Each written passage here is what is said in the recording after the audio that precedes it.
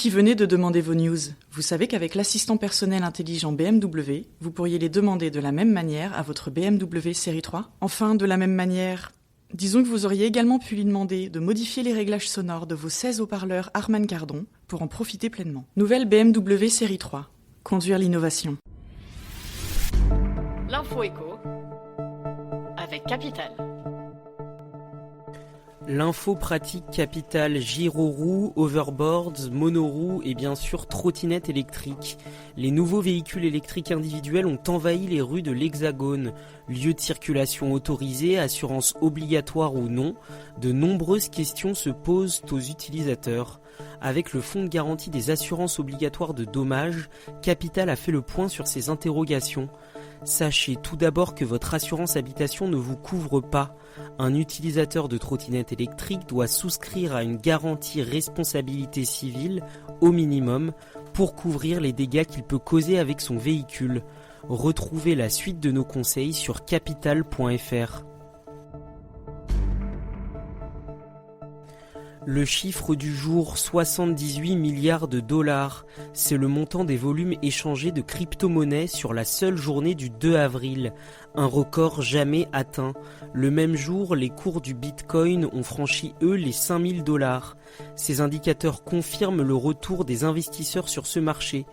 Attention, ce chiffre annoncé par CoinMarketCap, un site de référence, est néanmoins à relativiser. Aucune autorité indépendante ne vérifie en effet ces données. En outre, une récente étude du gestionnaire Bitwise Asset Management a avancé que 95% des transactions seraient artificielles et créées par les plateformes d'échange elles-mêmes. La prudence reste donc de mise.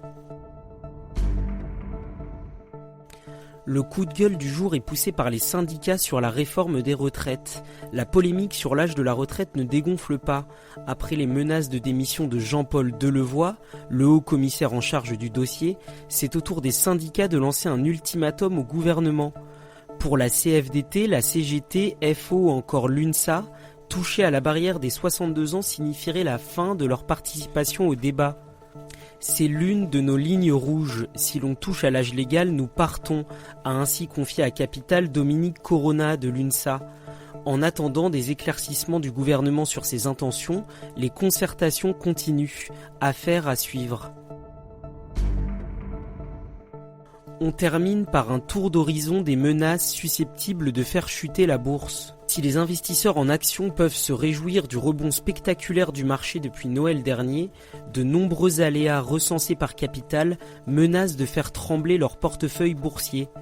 Conflits américano-européens, hard Brexit, turbulences dans les pays émergents, risques bancaires, retrouvez ces 17 menaces sur capital.fr. C'était l'info éco avec Capital.